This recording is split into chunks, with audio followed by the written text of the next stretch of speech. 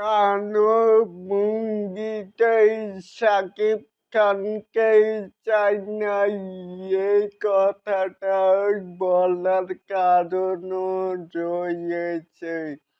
বলছি বলছি শোন বন্ধুরা রয়েছি এলিন আপনাদের সাথেই আসুন তাহলে আমাদের মূল টপিকে মানি যেখানেই পরিচালক অনন্য মাইমুন সেখানে থেকেই শাকিব খানকে চাই নাই আসুন তাহলে আমাদের মূল টপিকে এখানেও দেখতেই পাচ্ছি যে যদি ৫০ কোটি বাজেটে সিনেমা বানায় অনন্য মাইমুন তবুও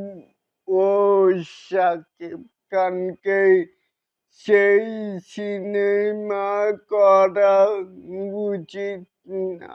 যদি অনন্য মাইমুন শাকিব খানের কি শাকিব খান এখন ব্লকবাস্টার লিস্টে এখানেই আরো দেখতেই পাচ্ছি এই দরদ নির্মাতার ছবিতে সুপারস্টারকে আর দেখতে চাই না। কি বলেন সাকিব ভক্তরা?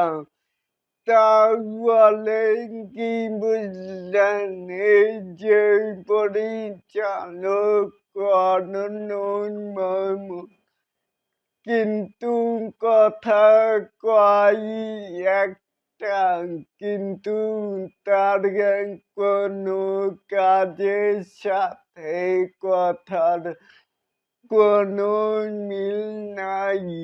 তাহলে এটাকে আপনারা কে কেমন করে দেখছেন চাইলে কিন্তু নিচে থাকা কমেন্ট বক্সে জানাতেই পারেন।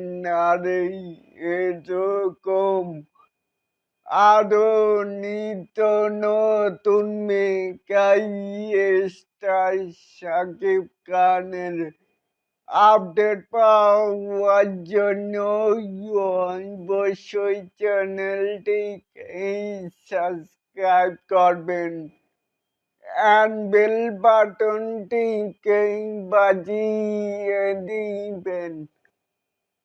আল্লাহ হাফেজ।